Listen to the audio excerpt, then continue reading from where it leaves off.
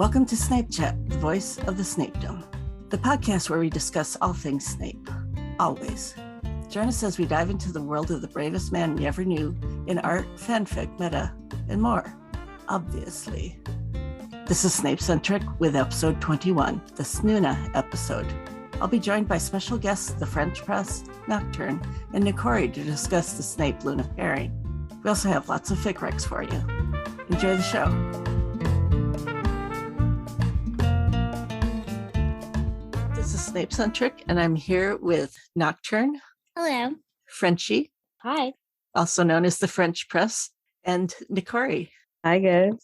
And our topic today is Snape and Luna, the relationship also known as Snuna. The first thing we're going to talk about is what y'all like best about the pairing.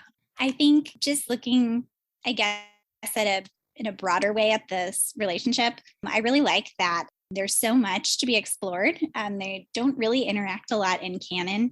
And so it's just this basically wide open opportunity when you think about the fact that he had to teach her for 5 years and you don't really see any of it. There's just a lot to explore there. And then in terms of just when they actually come together in a relationship, I think there's just this element, for me at least, of kindred spirits and sort of lost lonely souls recognizing each other that I really like. I think I have to agree with Nocturne as well. I like that they do seem like kindred spirits. And on the same note of them sort of not having had a lot of interactions in the books, in canon, it kind of makes it a little bit easier for you to sort of jump past that whole student-teacher hurdle because you didn't see a lot of it. Mm-hmm. So I don't know, for me, it makes that like leap a little bit easier. Nikori? Because it's rare, and the fact that we don't see a lot of interactions between, there are so many things that we could just make up even during their school years, and it's like, oh wow, I can really do this and make my own scenes with them. And it's also their dynamic, it's not always explored, the cutesy and the grumpy dynamic. And most of everyone in this universe thinks it's like so cute because it's so easy to achieve in a relationship. But no, with them, I started using a tag in my fix. The grumpy one is soft for the sunshine one, and I Love that. Yeah, it's gonna be on all of my fix from now on because I love it and it's so true. That's their little kingdom now. That sounds good. I thought at first we could talk about the contrasts between the two. And I think the one that strikes me the most is the light and the dark. Luna seems very light, I guess. Her aspect or her affect. Anyway, she's just very, Yeah, I would agree. I think she has this really unique ability to sort of let things roll off her back. She doesn't dwell on things. And I think it's really interesting because she has seen a lot of darkness. I mean, she has witnessed the death of her mother at a very young age. She can see thestrals. She has gone through and fought a war, the same as a lot of the other characters in the book, but she handles it with this sort of grace. And it's really interesting to see how she processes things and how she is able to kind of subvert that darkness and still maintain her self-awareness. And she has this kind of strength of spirit, which I really admire. very good. Obviously, there's like also the visual aspect, and I find that quite appealing as well because they're very, very opposite in the way that they look. Like he's very tall and dark and kind of brooding, and she's got this sort of like waif-like appearance. And yeah, I think it's like, I like contrast, so very shallow, but I don't think it's shallow at all. I think it's really interesting. And that was actually one of the questions I had for you all, just creating art, and if that provides more of a challenge or if it's something that you enjoy, having that level of contrast between them. To be honest, when I make art, the light and the dark concept is in my mind, but it's not like Persephone and Hades anymore, to be honest. Like it drifts apart from that because Persephone has this concept in her, the rage, I guess, because I did do some research before I delve in their universe.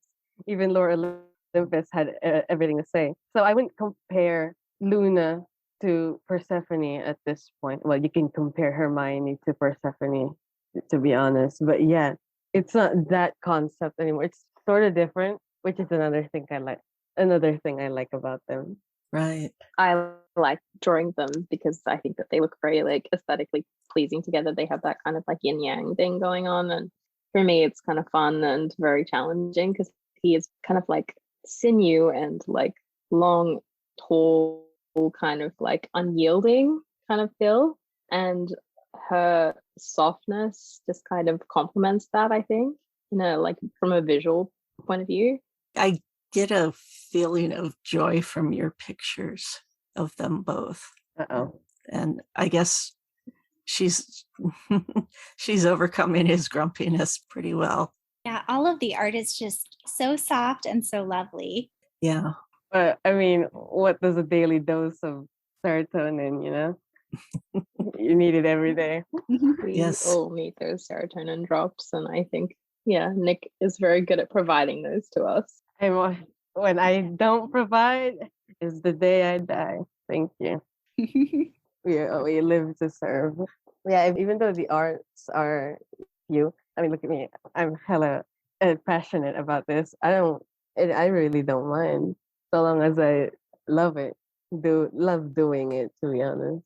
The fics are fine. Hey, Frenchie, what's up? She definitely tempers his darkness, I think.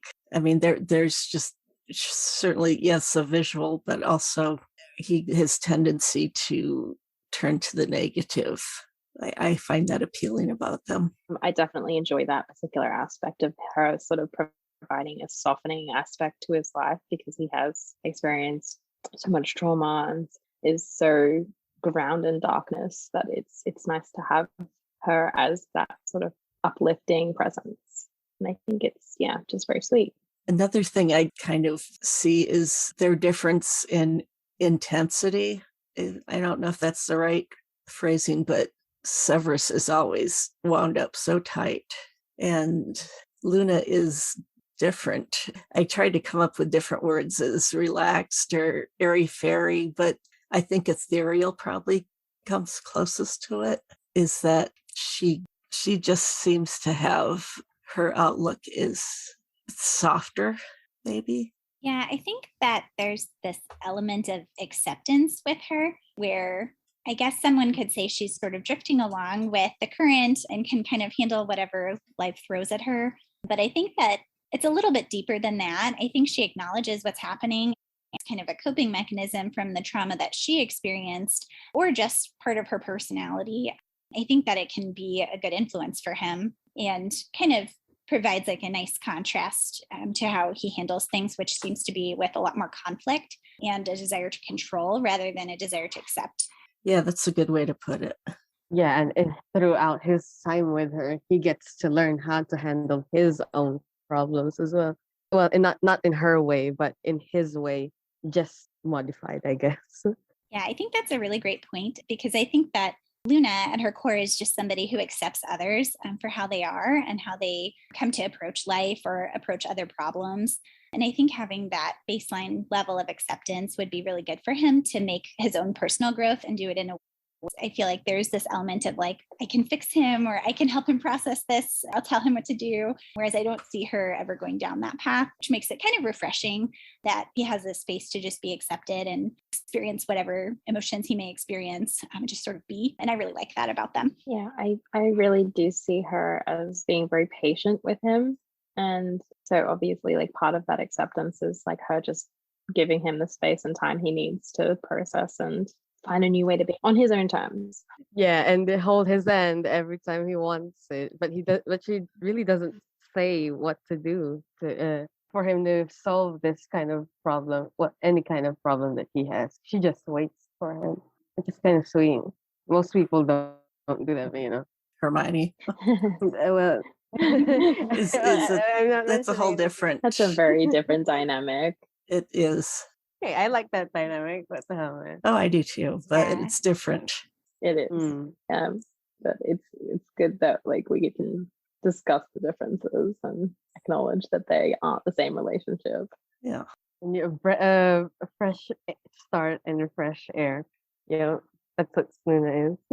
Mm-hmm. Yes. This isn't on the list, but do you have any thoughts about their age difference? Sexy. I'm sorry. I was the one who wrote that Harry Potter confession, but I agree with it. Come on. Yeah, now. I mean, based on the characters I tend to ship with him, they generally are younger and there's a bit of an age gap. And for me, this is not an issue. In fact, I don't know, somehow in a bit of an enticement. I'm not entirely sure, but I like it. I'm there for it. I'm going to be honest. The age gap is kind of a barrier for me with this ship as well as with some of the others that I read and write. So that's why I wrote time travel, because we have magic. Well, yeah, everything's possible now, isn't it? I think actually that might be the reason why I'm not as into time travel. So That's fair. And also, it's fiction. Come on now. Oh, absolutely. Yeah, every day you see, oh, you can't ship her with him because he's no, it's fiction. Exactly. Very true. I wouldn't snug someone who's like 40 years above me. The fuck? Oh, I'm sorry, I can't curse. Oh, yes, you can. Okay. We're explicit. Oh wait, and also, with their age gap, he gets to be patient. He and there's there's the build up too. Like he has to wait for her to build herself up as well, even her character and her decisions, because she's aging, and him along the way. Like there's a space for them to think it through for them both, and no matter what happens in the end, it happens, and they'll just accept it. It's just kind of nice. Yeah, I like that a lot too. I think that between them in a relationship, there is just this desire to not burden the other one. And I think that, they're both pretty self reliant people. I mean, the impression I get from canon is that Luna's essentially raised herself. She kind of has to take care of her father emotionally in some ways. And you get kind of hints of it like that. So she's a very responsible, like independent and kind of self-reliant person. And I feel like there would be a lot of respect for her and her need for freedom, and vice versa, not wanting to hold him back and not wanting to, I write mostly post-war. So not wanting to limit him from finally experiencing freedom after all of these years, that there just develops this really nice mutual respect for each other. That's so beautiful, because I feel like there's so many opportunities for conflict between Severus and any other character. But this is one of those kind of, like, I know Frenchie has described it as a comfort ship, but there's just not a lot of overt conflict between them. And it's kind of refreshing, because sometimes you just need something that's a little bit cozy. Yeah, a little bit of a break from the constant conflict is really nice. And I do find I get a lot of that in this particular ship. And I do like the age gap is something that they can overcome. I suppose it adds a small amount of conflict, just enough that it sort of like gives you a little bit of something to, I know, like a conflict to overcome, because otherwise, for me, like a story is kind of missing something if it doesn't have a little bit of conflict in it, because then you don't get the resolution. Yeah, that's a good point. I think having like the age gap become a conflict. I've read a couple of stories where they're working together against some external conflict, which adds some interest to the story, because you kind of see their relationship developing in the background as well. So that's a good point. Oh yeah, that is good. Yeah, and through their relationship, they tend to forget their age gap, which is sweet that they're going through that border, and and they'll realize it, but it's either they'll accept, like, okay, yeah, we have this age gap. Anyway, I'll get married. Then, yeah. Any other differences that she can think of? I think those are all pretty big. Well, mostly the lightness and the darkness, I think. Also the others as well. Let's talk about their similarities then. Oh God, I wrote that shit. Okay. I don't want to list it. I did notice a little bit of similarities, that despite them being like, the contrast, the light and dark concept, I come to realize that through this ship, they do like nature. Oh, yes. Yeah, put them in cottage for all I care. Then they would never want to live in a city, because it is it has so much noise. But when you put them in some space, that fresh air, and like they're their own person, they can open up even alone. Really, it just adds to the relationship that once someone invades their privacy of this peacefulness, big, well, mostly Luna, then Severus gets to learn how it is to live with someone in his peace post-war. And through that, they get to learn that, oh, you like this too? Then hang out and bond over it.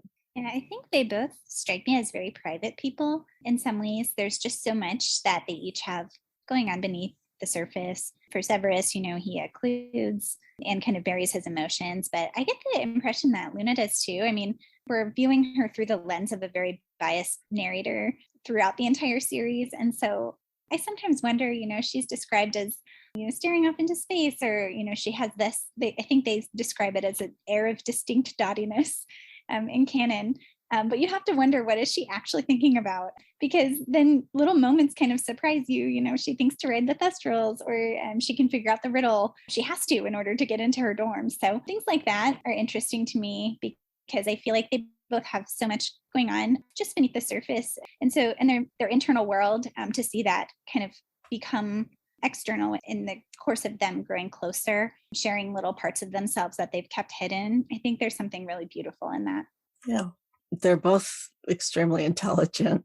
Yeah, in in a way they are, well, in different ways. They have the similarity in intelligence too. It's just how they solve things that's different.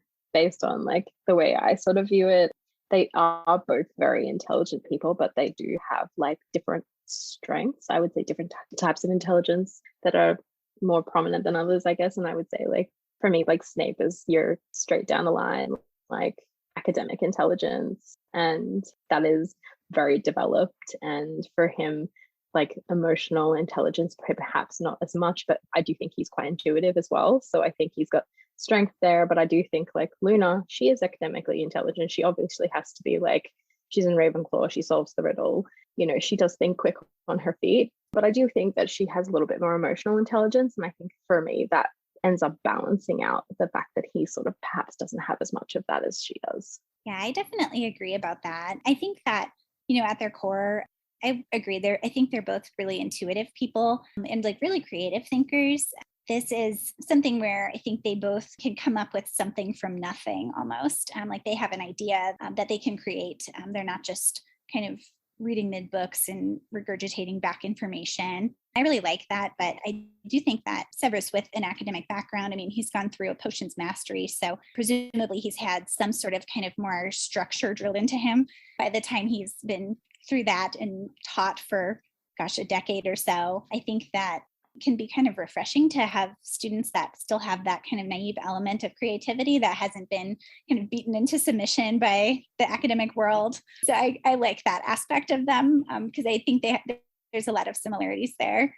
And I like that, they're both pretty creative people. Like, just looking at the things that they can come up with is really interesting, and it's fun for me to explore in my writings.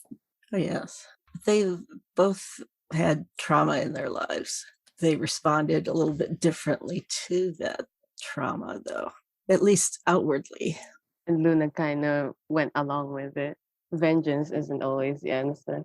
Well, Severus did kind of go through it, only that he didn't have the chance to. Well, when he wanted them to pay for it, the world did, and he didn't get the chance. And then I think he did try to cope with it just by joining Lucius and the others, but I didn't think that helped. So, and then he did join them. What did help? It really didn't help that, and he's still feeling guilty, and he really wanted to pay. He really wanted them to pay, even though all the Marauders died by through the course of the book and the films, and how they did die, which is kind of like, god damn, I didn't make them pay for what they did to me. Even Dumbledore at this point. And the moment he died, I think he felt content, but there's still that feeling that, I don't know, incomplete. But when you get to Luna, it's like, yeah, they bully me. I'm not gonna touch that subject, and I'll just go on through my life. And if you make Severus live, though, and make him realize that, I do think he knows about this, and since he can control we can control their stories because well, there's not a lot to touch on for the both of them. It really gets you thinking. Did he know about the bullying for her? And did he have this self-realization that, oh, I could have done this? But I don't think he did. Well, he did kind of help her, but it's like, yeah, I'll help her, and just go on through my way. But if they have met in that time where Luna was still getting bullied, and if you make Severus live, they'll have this, I don't know, recollection that's like, oh, we both suffered, but we acted like this. We're very different, and then like Luna would try to comfort him in a way, I guess. And that's that's why you have travel fix, time travel fix to be exact. Yeah, I do think that they respond differently. Kind of, I think Nicole touched on just that vengeance mindset that Severus can have. Whereas I feel like Luna is much more of someone who copes with dissociating or deflecting. I think I was just kind of brainstorming for this, and one of the things that I found that I thought was the most interesting is there's a couple of scenes in canon where, you learn that she's being bullied, that people are stealing her things, they're stealing her shoes. And then there's this interesting scene where she says that she sleepwalks and that's why she wears shoes to bed. And that's why she's out in the castle at night. And it took me this long to realize maybe that's a defense mechanism. Like maybe she's trying to tell people these things to prevent the bullying without creating an overt conflict. And this is just her method for avoiding that. Or maybe she's just sneaking around at night and she doesn't want to be caught and she doesn't want to get in trouble. And so she just lies through her teeth and says she sleepwalks. I mean, she doesn't strike me as somebody who really cares much for the rules. She'll follow them and be respectful. But I almost wonder if there's this sort of just weird subversive behavior of hers to try and deflect things or to try and kind of prevent the bullying from happening rather than this kind of confrontational characteristic in her. I do think that a little bit, just building on that, a little bit of the way that they both approach dealing with their trauma differently is related to how they were brought up. Even though Luna had experienced the trauma of losing her mother early and like she's, she does get bullied and things like that, she did still have a loving father. Obviously, Severus didn't really have that. And so their approaches to dealing with the bullying, like his is more combative, hers is a little bit more disassociative. I think definitely like their upbringings and the way they're sort of nurturing or lack thereof in their homes growing up had a little bit of an effect on how they approach that. That they're outsiders as well. Are they bullied? Of course, they're bullied because they're outsiders, but is there more to being outside the normal social system? Well, if you look at it, when they're like both students, Severus in his 17s and like Luna in her 16s, they're both weird. Even not Severus in his 7th year in Hogwarts, like even before that, it's like they're bullied. I think I read something that Severus was bullied because he existed, which is so fucked up. And like, you don't do that to a person. So yeah, they're considered as weird, which I really don't mind because that's what makes them a character. They build up in the future. But yeah. Yeah, I definitely get that vibe of being outsiders. I think in some ways it's kind of nice for writing, at least, that they still have, each of them has this element of placelessness almost. For Luna, it's, she needs to travel and explore. That's kind of, I think, how she's commonly written. And then for Severus, it's sort of, he's been at Hogwarts essentially against his will. I mean, he did agree, but it's very clear he doesn't want to be there. And so then, I like to think, because we all know he definitely survived, but post-war, what is he? But yeah, what is he going to do with himself afterwards if he doesn't really belong anywhere? And having them kind of come together and find home in each other is really nice. Even J.K. Rowling didn't know he lived after that war. Oh man, okay. Yeah, he lived after the war. That's canon. Yeah, it stays that way. Death? What do you mean? Snake fighting up. Yeah, the snake thing happened, but death. I don't know her. Well, he did. Well, after his post-war, I do want to believe that he finally got out of the castle. I didn't really want him to stay there, but stories surrounding that, it's okay. Though I do really have a thing for like Severus finally getting out on that world and entering a new one, and meeting anyone who stands in his way, meeting anyone who's like he meets in the future, no matter who it is, really. But then it's Luna. It's kind of like a straight line if you think about it. He's it's a rocky road for him since it's like this is way too easy in that kind of concept. It's like, wait, is it really this easy? He always asks himself that, and trying to learn things about her. Well, even though he doesn't want to, he's like, what is she thinking in a way? And when they do bond, it grows, and he understands her. Even Luna, if someone would put it in the perspective, yeah, Luna would also try to understand him as well. Severus is a hard man to read, and maybe she's well in a concept. She's going with a gut feeling that okay, I'll trust him, and I'll learn from there. Guilty until proven innocent. Okay. All right. Also, differences between Snuna and other ships that we write or enjoy. Frenchie, you're a very prolific writer. Yes, I have. I've heard that term used many times. I mean, it's true. Come on, man, own it.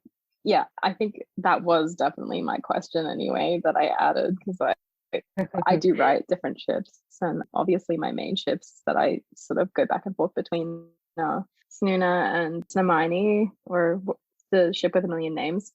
And I guess like I like we've just kind of discussed how it is more of a comfort trip, and coming back to it feels like getting to take a break from lots of really heavy angst and really heavy like conflict. And I find like in my Hermione writing, I do have a lot more angst, a lot more conflict.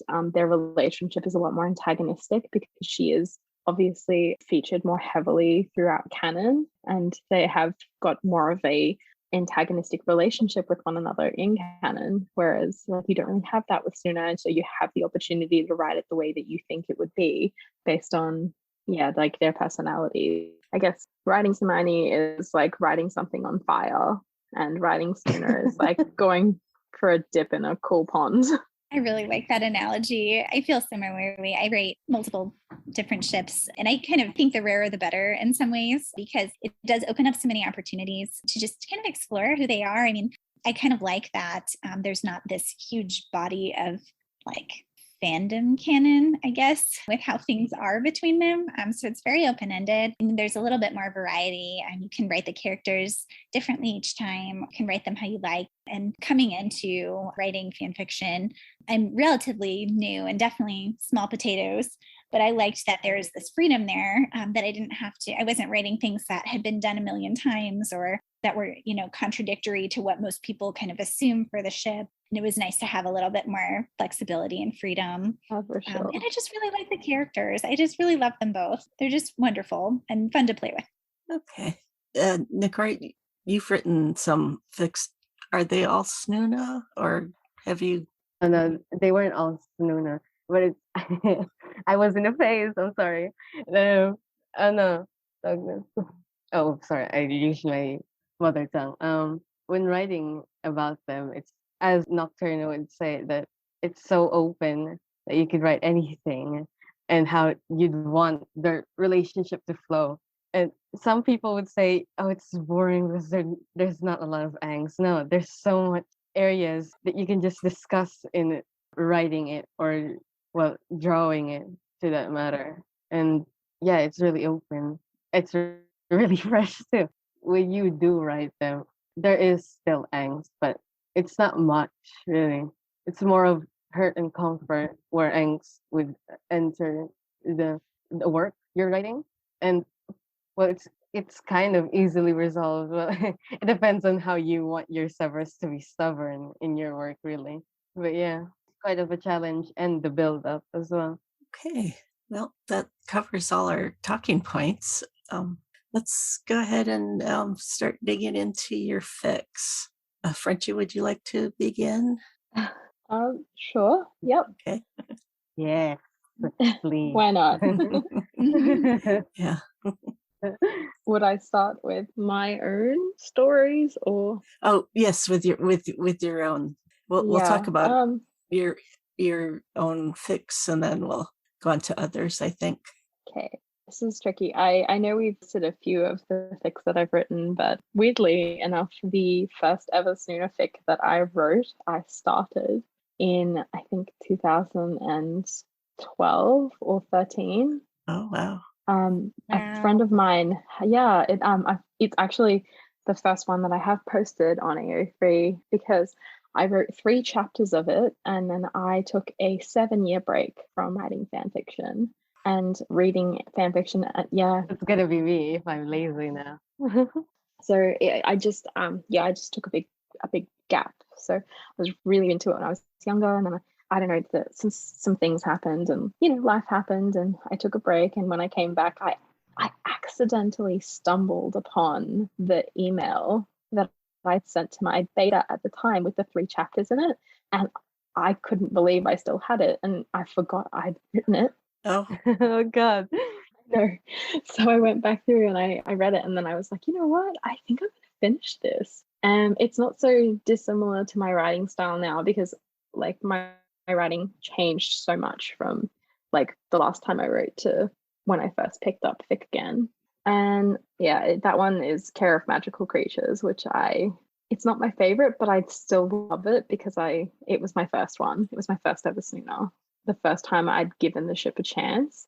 And I think when I first wrote it, it was just like a very like a challenge I set myself to do, because one of my friends mentioned, hey, could you try writing this ship? And I was like, oh, maybe I'll give anything a go. And at the time I was writing a lot more, like a broader variety, I would say, of ships. Lots of Hermione ships, obviously, but then I thought, oh, dip your toe in other Snape ships, give it a go. And so I did.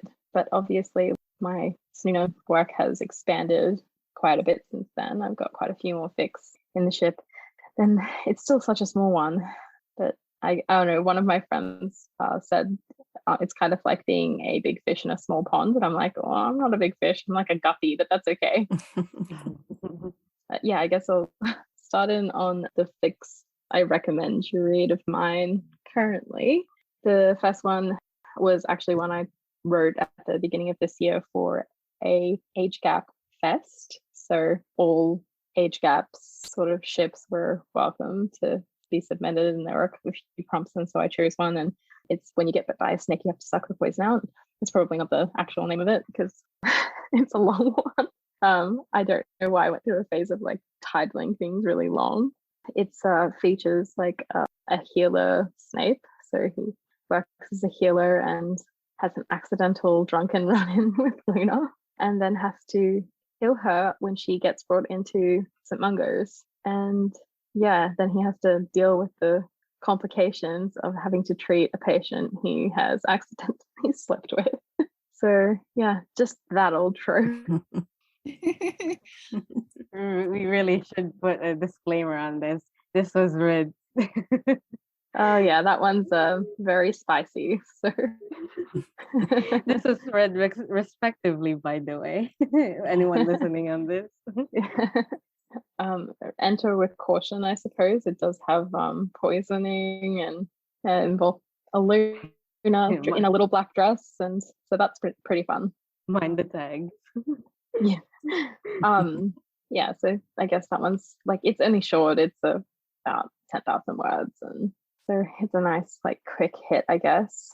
Then my most angsty Snooner story, I think, Cold Snap, because it's the only one that I didn't write a deliberate happily ever after for. So yeah, that one has more of an ambiguous ending. It's very open ending. That one is definitely my favorite, by the way. I just have to say, if anyone is going to read any in this ship, that's my hands down my favorite. Yeah, it's definitely like a very quick read, but Snape, it doesn't give you a lot of explanation because I decided to keep it fairly vague. Luna is in Russia.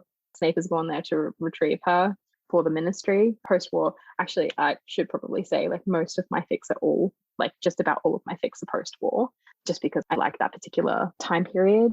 Generally, that's when I focus on like just him getting to have a life after the war kind of thing. And so he's in Russia, he goes to retrieve her, and they're traveling back to a point where he'll hand her over to the ministry, and they're traveling on a train. And it was prompted by a photo that I saw of the interior of a train looking out on a snowy terrain. Yeah, and I don't know how it spiraled from there, but basically they just sort of like take comfort in each other during the train trip, and then he hands her over and she leaves and they just part ways. And when you call it angst, well, it is kind of angst. Since they didn't really have, they had this, vague, ambiguous ending. If I had a list of angst stories, this almost made it first. Yeah. The first one we'll talk about a bit later, but this one, that hits it, you know? There's a lot of tension in this particular one, like, but it's good tension, I think.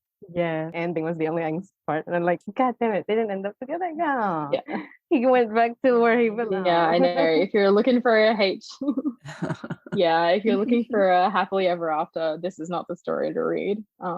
Yeah, but I read it Yeah. anyway, so there you go. That's my happily ever after. Happily ever after is overrated anyway. Yeah. It is overrated. Sometimes, like, it's nice, and it's definitely nice to have that like comfort of a like happy ending. And I think I do prefer to give him a happy ending because canon It's so shitty. was not great. It's Canon did him dirty. so dirty.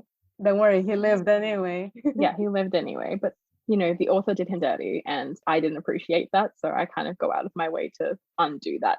I guess the next one is my kind of longest currently fully posted Snuna called Evergreen, and that one is the only one that I have set during, it is post-war, but it is set at Hogwarts and it's during her 7th year, and it's a soulmates fic that I wrote from a prompt from the Rare Pairs Fest last year.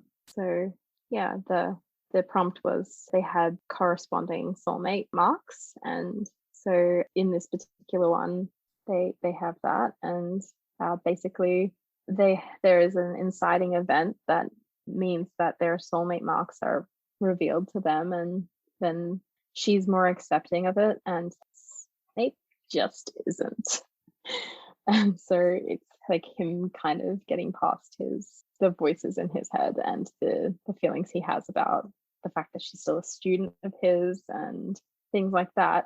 Yeah, like dealing with the depression and dealing with his sort of PTSD from the war and Typical Severus. I'm sorry. yeah, this one's fairly slow burn because like nothing happens until like pretty much the end of the story. But yeah, it is like it ends up being a mutual pining fic, but it's all written from his perspective, so you only see him pining when he finally accepts that she's his soulmate. I never thought I'd write a soulmate fic. But yeah, just I guess lots of Nile in that one. And yeah, the last one I suppose I would recommend is one that I'm currently posting.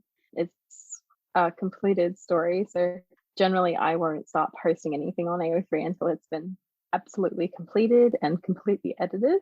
And Nocturne actually edited this one for me, Zephyrwind's Blow, and it's a post-war fic as per usual. And this one actually does approach the idea of them kind of being globetrotters after the war, and they just keep running into one another until they it's by chance and it spans over a few years, and then eventually they start meeting each other on purpose. And there's not a lot of angst in this one, but definitely like some healing, some self-discovery, some comfort as per usual.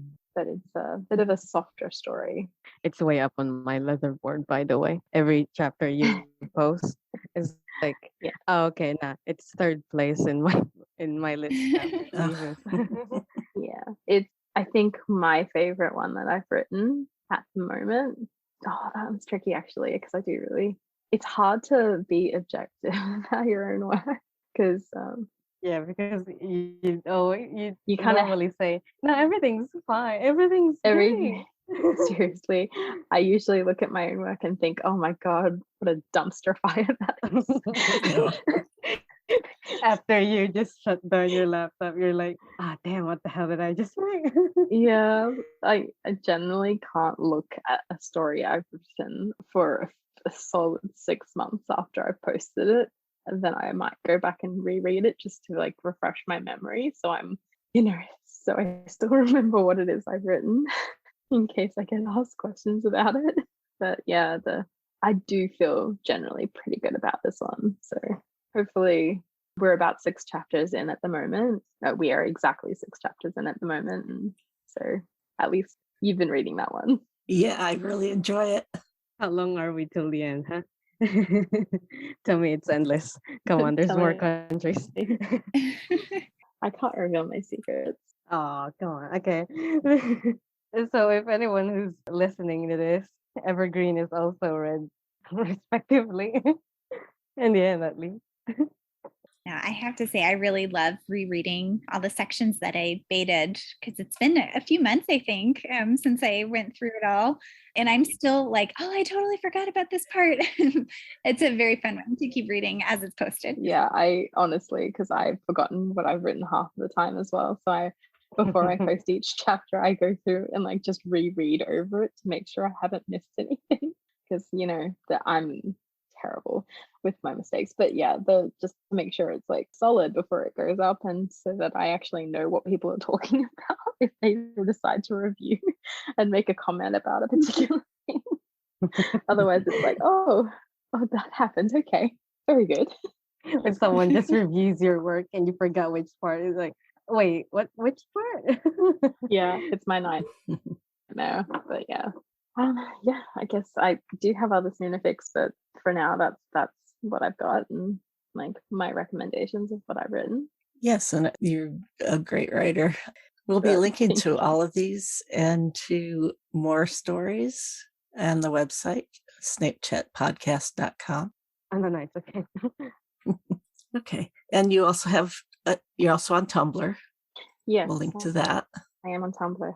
hmm And you do illustrations as well as writing.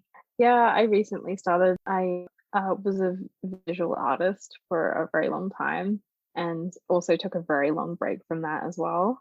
But in December, I bought a tablet and decided to have another crack at digital drawing, and have been sort of dabbling with that, drawing a lot of Snape and a little bit of Snooner as well. So I've been enjoying that as well. yeah, it's been fun. Yeah. It's another outlet for like those days when I'm just too tired to write. It makes me actually proud that she is also drawing and writing. Like she has the time for that. Oh my god. It baffles me. Yeah. Yeah, I still have to work and stuff like that on top of it too. I think the key is just not sleeping. I don't recommend it. Ooh, I can feel it. The fun fact about how I did meet Frenchie, well, how I knew about her is like, Care for Magical Creatures. First, that was like the third fan fiction I read before drawing any Snuna. I had to do my own research, but AO3 was the best website, and yeah, that's how I knew her. And then she interacted. I'm like, oh god, it's that writer. Oh no. I'm interacting with someone I actually admire. Oh God, I never expect her to interact back. Come on now, it's a big step. Yeah, and now we collaborate. So Yeah. Yes. Now, I was definitely very starstruck when I first started talking to Frenchie too. So starstruck. I'm a regular person. Now we're starstruck. We're starstruck. Own it. it's too late. It's in your name now. My face is red. Hmm. Yeah. So, Nick, you also do art and write. Yeah, but it's more art now than writing. Well, it is like still in progress, but I have an ending planned. The ending was the one that inspired me to do this shit. So it's Beneath the Willow Tree. It's also a travel fic. Well, Mhm. it's not the travel fic didn't inspire. No work inspired me to make a travel fic, but every work of Luna inspired me to write this. Especially Frenchie. I mean, come on now. She updates every week. The hell. Um, I know I know she wrote that beforehand. And I'm like, what? It's a military operation. It's a military operation. You have more. Yeah, yeah. Anyway, so Beneath the Willow Tree is a time travel fic where Luna accidentally travels back in time, and in that time, she would like over well not overcome well it happened after the Half Blood Prince were literally after Dumbledore died, and she goes back in time to also explore it and find out why he did it. Maybe somewhere in his past it has led him to do this. And I'm not taking any spoilers because I'm still writing it. So yeah, this might be just the longest and the longest fic at the moment. And every time I go back writing it, I have to read the last paragraph I did, which is kind of hard because I mostly daydream what I want to write and just end it from there. Like I have to write this. Come on now. So yeah. All right. There's another one. Yes. Oh shit. Under the Rain. Yeah. Oh, my very first one. Well, short story with 2 chapters, and also an alternate universe fan fiction, which is like modern and vampire. When you start a fan fiction, when you're me, you don't make fan fiction from the canon. You make your own Snuna you have at home type of thing. And this one was my first. I wasn't really confident about it posting it because yeah, you don't as a writer in a first when you enter a fandom and a ship, you don't write an AU straight away. So, but yeah, I posted this, and I'm most proud of, I guess, the ending, which you read. Yes. It's good. Yeah, yeah, I'm working on my twists, so to say. And yeah, well, it's not listed in what we've had in the files, but I did quite enjoy my collaborations with Frenchie, yay, because I get to visualize and project what she wrote, especially that AU where Luna was a nymph, because she is, and A mermaid, yeah. yeah, that I get to visualize that, and like, oh wow, I drew this for this. Then yeah, She drew a very beautiful illustrations for that fic too. yeah. I don't know how you feel like it, but it's like every day, every time we collab, it's like every time I give you a gift. Yeah, that's a Christmas gift for you now. Yeah. It's like Christmas come early. Yeah, yeah, I do. Those were the fics. Well, everyone can read it in her account and my account, but yeah, we have some collabs along the way, and Right. And Nocturne, you've written for several pairings, haven't you? Yeah, I am a dirty, shameless multi-shipper. I only have the don't worry, one. aren't we all? But yes, I have one Snuna fic, which is probably, I think it's the longest thing that I've posted, definitely the longest thing that I've ever completed, at least. And that one is called Kindred. I think of it almost like a sister fic to Nikori's time travel because Yeah, I know. I noticed that too. Like, oh my god, another time travel fic. Yes, exactly. Yeah, it's another time travel, but it is in the opposite direction where there's this sort of like pulled forward to the future element, Severus. And it's kind of a mystery. There's some random Easter eggs in there. I play around with what Luna's adult life looks like with her outfits and the things she gets up to. And yeah, it's kind of like a hodgepodge of short scenes that I've kind of put together or paired into chapters. And yeah, it's a little bit different, I think, than a typical fanfic because this was sort of me coming back into writing fan fiction opposed to just regular like original fiction, which is what I normally write. So it's definitely an experience for me.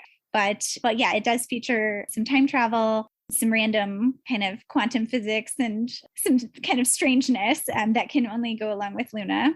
It's really good too. Yeah, if you compared it, if you compared it to mine, it's a lot smarter. Quantum physics? Are you kidding me? Oh my gosh, no, it's definitely not. I sometimes wonder what I was thinking. You always write clever stories. Oh, thanks, guys. Rid is definitely not an exception to that. You always include like an element of something like clever or almost like scientific to your stories, and I really enjoy that. Yeah, it also makes me dumb for some reason. I can't get over that quantum physics discussion in that fan fiction. What the hell? Okay. Well, then let's go to some other Snoonafics by other authors. Let's see, there's Terrible Choices by Jaded Pisces. The eternal work in progress. Yeah, I know. You've read it. Thank God. Now I can read it with someone. The covers also like I post-war, yeah.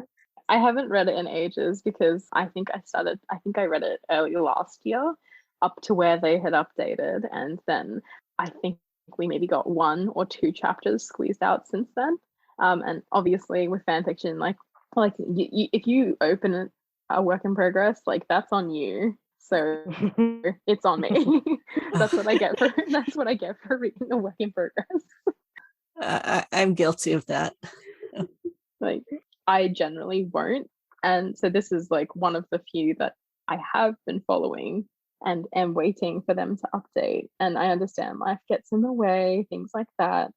This is one of the main reasons why I don't post anything until I've completed it, because I refuse to have an eternal work in progress out there in the world. Oh, I'm having it now. I don't want to break everyone's heart. Yeah. I'm going through that now. Jesus. Yeah, it's just a personal thing for me. I think like I don't want people to be like, are they ever going to finish it? I think when somebody comes to read one of my fics, they know it's going to be done. As a reader, I appreciate you. Yeah, as a reader, yeah, I appreciate you too. The build up is hurting, but yeah, I appreciate you. Yeah, but at least you know that there will be there's going to be a conclusion. Either way, we're not talking about me. We're talking about this one. It's a good story, and I just wish there was an end point in sight. But I think my memory on it is a little vague. But You don't know how much I've read it. yeah, I don't know where to start. But to be honest, it's the update that it had one update last year, was it, or this year? Oh, that would be it. Yeah, it had one update, but when it didn't have an update that time, I thought that was it. It's like I thought that was the end because it had if it was, it had a good ending, and I thought they didn't put like the number of chapters. They just left it like that because some readers do, and it's frustrating. And then they updated. I'm like, oh god, yes, yeah, finally. And they didn't update after that. Well, yeah, life does get in the way. It's quite frustrating too. I get it. This is post-war stories, and it touches like the relationship too. Oh, I don't. I'm not gonna say it. Well, should I? I mean, there are spoilers in the tags and in the warnings. Like you know that there's like it has a non-con and an unplanned pregnancy, which is like there. So not obviously not pregnant by Severus, but like I guess it's kind of the slow burn, hurt, comfort, recovery after the war fic, which is really nice. And you know they've created a really nice world, and it's a sweet story of him sort of like two people who are damaged after the war finding each other. Sounds interesting. Yeah, but yeah, obviously because it is still a work in progress. It's like enter at your own risk kind of thing. I think this fic, yeah. Okay, now I remember. Thank you for talking about it. Uh, Terrible Choices was the one that inspired me to draw to make a child OC for Snuna, which everyone knows that by now because I keep blabbering about it. But yeah, there was a chapter that they spoiler alert. Everyone mute this. There was a chapter where Severus had to use legilimens for Luna because he doesn't know what she's thinking at their position. And I think he got it wrong, but Severus was the one that made her pregnant by Oh, mistake, though. By mistake. Don't that's worry. right. It's a mistake. Everyone could forget that. But yeah. Well, for Luna, That's right. That's right. My brain. yeah, when he wanted to learn what she was thinking at that moment, because it was his responsibility too, knowing that she's now pregnant with their child. He had to use the legitimens, and when he entered her mind, it's like there's a brief description of what Luna dreamed of what their child would look like, and what I draw of my own character child for them is what she imagined, which is a boy. But yeah, this inspired me to make that child, not my child, but Yes, your OC. yeah, a child. That would be my very Cute. first and last OC. Thank you. He is quite cute. He is very cute. I try not to draw him in his scenes because I'm a teen. Come on. Yeah, I'm not falling for my own character. No. Okay. There's Surviving by Stereochem. I listed that too. I'm sorry. Yeah, this is on you. Yeah, I keep talking about. I was gonna say I haven't read that one. I haven't Oh. either. Yeah. Oh yeah. Okay. It's a treasure trove. Then you're welcome. After this, after this, you can read it. Well, yeah. After this, you can read it. Surviving is it's a bunch of depression and trauma for both of them. Well, especially Luna. A little background from the description. Severus had a choice to stay or leave Hogwarts, but he kind of stayed for Luna. It's a completed story, by the way. And well, they touched various of subjects in this. It's all about there's Draco and Harry Potter and the side as a side relationship, which is quite cool. But it's mostly about Severus dealing with how to help Luna and her what she's going through. Quite violent, to be honest. Read it, read respectively. And it's quite platonic. The rape and non-con is not about them really. It doesn't surround the relationship.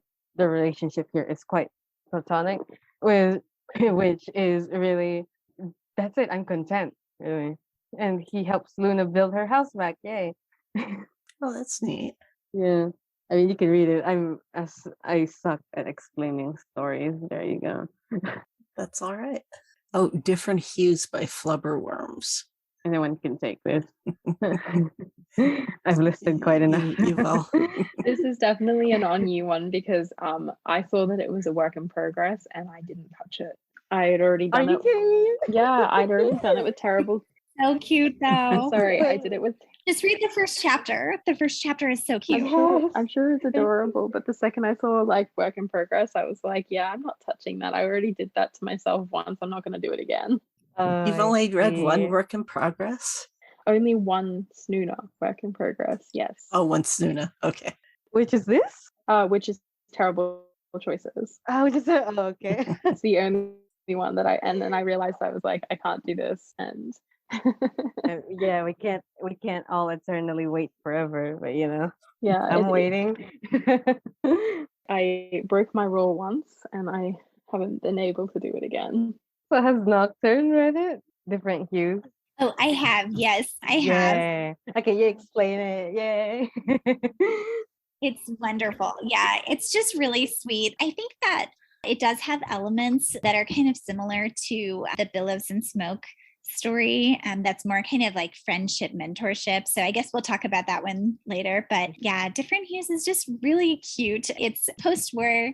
Luna's in her last year at Hogwarts, and it's sort of there are elements of hurt comfort where they sort of bond over their past experiences.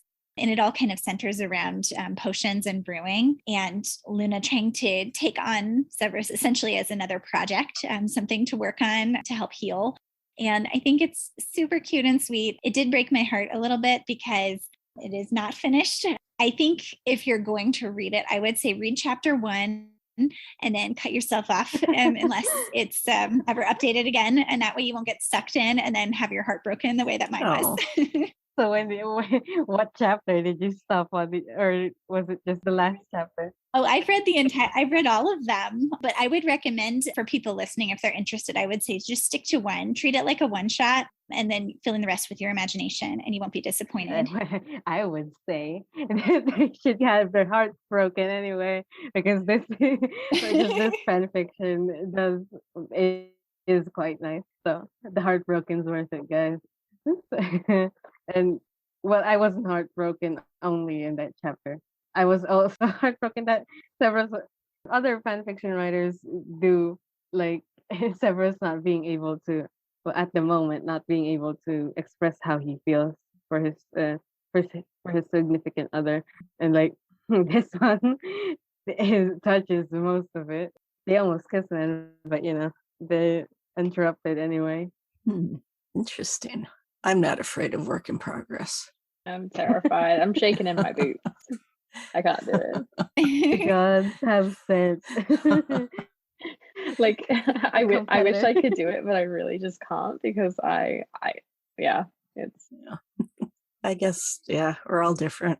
We all have a level. Mhm. Okay. And okay, Welly Boots by Zorak 23. It's a cute story. It's definitely like it's funny. It's very lighthearted, and it's a good story if you're like not looking for something too serious. There are 2 one-shots in the series. I personally really like the first one. The second one gets a little bit more crackfic. When I say a little bit, I mean it like dives off a cliff with a crackfic. Like it's a full crackfic if you like that kind of thing. It is still quite funny, but it is a surprisingly soft Snape and a very funny Luna. The ending baffled me. Like in the second, what was it, the one shot? Yeah, the second one shot. The ending, God, oh my God. Yeah. But yeah, it was quite funny. It was the crack pick. What's a little serotonin, right? But yeah. Yeah, I believe that the second story was actually written as a gift for someone who wanted to see that lots of welly boots kind of thing. They were into the whole, like, they were looking for a family fic. So Okay. It was quite fun. It's very, very out of character. Like the second one does not stick with canon characterizations of Snape. So Spoiler alert, too much kids. spoiler, there are too many kids. That's an understatement, but yeah, for sure. Well, going from crackfic to I know not and I cannot know, yet I live and I love. Oh my God. Right. If you're ready for heartbreak, this is the story for you. Yeah, it broke my heart. You need like several boxes of tissues for that one. It will make you cry. It's beautiful. It's a work of art, and you should have your heart broken by this one. No one warned me like that. So who should I blame? Me? Yeah, like I knew from the very beginning it was going to be like a heartbreak and a half, but it is so beautifully written and so full of emotion, and it explores like their dynamic as a student and teacher, like a mentor friendship, and it's just so full of emotion. I can't really describe it or put it into words, but it's definitely something to read if you aren't looking for romance, but you are looking for a very, very interesting sort of point of view of what their relationship could have been like, the one that's missing from the books. Yeah, and if you're also looking for a little dose of depression, this is your way. Like, you want to cry for 2 days? Shoot, here you go. I just love it so much because I feel like it's probably out of all of the stories I've read, I think that this particular story has the best characterization of Severus. Yeah. In anything. And I read like every ship. I think this is probably hands down the best in terms of being the most canon consistent, while also having the most depth to it. It's just really, really impressive. And yeah, I reread it every year and cry. You gotta be in the right mood. Yeah, I read it when I want to cry. Basically, it's my go-to. It's my go-to fic if I need a good cry. Yeah, but I've read it multiple times, but I can only read it when I'm in the mood to cry because I read it 2 times. The first time was curiosity, like, oh, okay. I didn't really think it was like a depression fic. Everyone should have that. I didn't think it was that kind of fan fiction. So I cried for 2 days after that. The next time I read it was I forgot the plot. Oh. Oh You see no. how hard I no. was? Yeah, I read it. Oh, okay. I know that. Let's go back to the. I've read this because it's like, when you read fan fiction in AO3, it's like highlighted. The title is already gray. It does mark that you've already read it. It's in your history. Like, oh, I read this before. The second time, I'm like, okay, let's read it again. And then, I'm not reading it again. I'm through. It's stuck in my head now.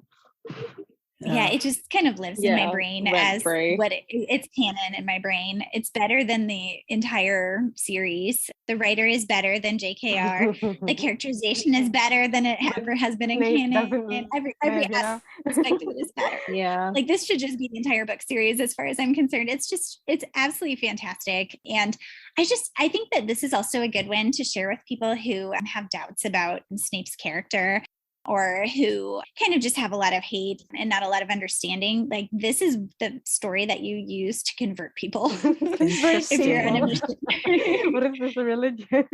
Yeah. I know, exactly. Yes. Snape love is a religion. It is. Well, if you've read whoever is listening, if you've read what we've suggested just now, I suggest you read this last. Like, come on. You don't want to get hurt like that, man. Yeah, if you love angst, it's beautiful, but it will break your heart. If you love angst, read this first. It is sweet, sweet angst. But yeah, I agree. His characterization is chef's kiss in this particular one. And Yeah. it does touch like the missing scenes that we should have had with Luna and Severus, like the what if that we've all been thinking about. The moment I read this, Yeah, this is the answers to that question. If you're gonna, oh, if okay. you're Sorry. if you're okay with the canon ending, Yeah, it's like this is it. Yeah. Okay. The Horizon by Silverhair Productions. Read responsibly. yeah, this Sorry. is possibly the most explicit of all of the Snooner fics that we've read, including the ones I've written myself. Like this particular one is full of smart. So yeah, it is great if that's what you're looking for. It's also set during Luna's Alright, you can say it. fifth and sixth year. Like she's a student, so yeah, so student professor relationship. It's one of those ones where if you're not really into the student professor relationship type thing, like you won't enjoy it, because he is definitely like, so it explores obviously Half-Blood Prince and then Deathly Hallows, and obviously with an alternate universe sort of ending because it is a HEA. But yeah, just like it's one of those ones where it's a little bit dubious consenty. There is a healthy serving of smart. Like sometimes I borderline too much, but regardless, I still think it's a good story and still pretty well written. And I like their characterization of Luna. I do think that Snape is a little bit out of character, a little bit whiny, for lack of a better word. Like I do see him as being a little bit more stoic, and think he's missing a little bit of that in this, but it is still good. It's a solid fic. It's a good, like, relatively long one. So if you're looking for a slightly longer read, I would say there aren't a lot of like really, really long Snooner fics. Like I think this one probably has like the highest chapter count of any of the completed ones. But yeah, it's a solid story. I've read it multiple times. It explores the book, yeah. It explores the book, but Yeah. add a little dash of But smut in there. diverts, yeah. And I definitely didn't read it last night at all. Yeah, I didn't really read it, for discussion. Like it's a fic that I can turn my brain off when I'm reading. And for some reason keep going back to reading. I generally don't like writing or reading fics that are set during Hogwarts years, but this one is an exception to that rule. Horizon. If anyone wants to read it after you read I Know Not and I Cannot Know. Because it heal you quick. Yeah, it might heal your tender Yeah. feelings after you Snape died. Go to Horizon. It'd feel a lot better. Yeah. I've talked to Frenchie about this last night when I was traveling back home. I literally said, "This is 50 Shades, but sweeter." I did say it's not as it's much better than 50 Shades because yeah, it's not written like terrible. Yeah. Look at me being judgy. No, it's okay. Okay, and our last one is Tangential Fusion by Somigliana. This one was my recommendation. You can probably tell by the sciencey sounding title. Of course, I clicked on it the second I saw it. I read it last night going home. Yeah, I just love it. It's a one shot, and I think it's just a really cute. It's post-war, and it's basically kind of Luna coming to meet with Severus as headmaster and kind of offering a proposal. And I just really like the characterizations in that one. It's short and it's pretty fluffy and cute, and just kind of like, again, you could use it if you need a little like palate cleanser after reading I Know Not. It's a good one for that. Everything. I like how this is listed now. Yeah, we're just offering up a bunch of like palate cleansers for after reading I Know Not. Yeah, like you read I Know Not first, then just read everything that we read that one, but with the all these other fluffy. read it, but the caveat is you need to read other things afterwards to make yourself feel better. It does. Yes, it's not medicine, but it is medicine. Amen. All right. Any last thoughts? This is a great ship. More people should read it. I've really enjoyed my dive into Snuna these last couple of weeks. How was it, if I may ask? How was your dive into the waters, to new waters? It was good. The only one I had heard of before was I Know Not. And I finally got a chance to read it. And but also, I also got to, Zephyr Winds Blow and go back and it was Kindred. Yes, I really enjoyed Kindred too. So. Yeah, me too. I was Thank you. I was on that update every day. Like, this more has a fan fiction. Yeah, I'll read it. So every notification in my email, it's updated. Okay, let's go. Let's go to Smart Island. I'll read it again. To be honest, I should read it again. All right. Well, thank you all for joining me. Nocturne. Thank you so much. The French Press. Thank you for having me. And Nikori. It was an honor. Thank you. Thank you. Bye-bye. Bye, guys. Take care. I hope you enjoyed the discussion as much as we did. Thanks again to Nikori, Nocturne, and the French Press for appearing on the show. Check out our FicRecs page on our website at snapechatpodcast.com.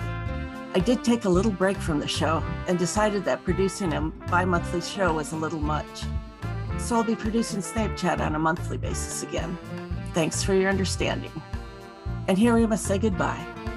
We wish we didn't have to, but it hasn't escaped our notice that life isn't fair. Like us on Facebook, follow us on Tumblr and Twitter, email us, or leave a voicemail. We'd love to hear from you. Support us on Ko-fi to help defray the costs of production. Many thanks to Nix for continued work on our website at snapechatpodcast.com. Be sure to check out Care of Magical Shippers podcast. Thanks for listening. Until next time, stay snarky.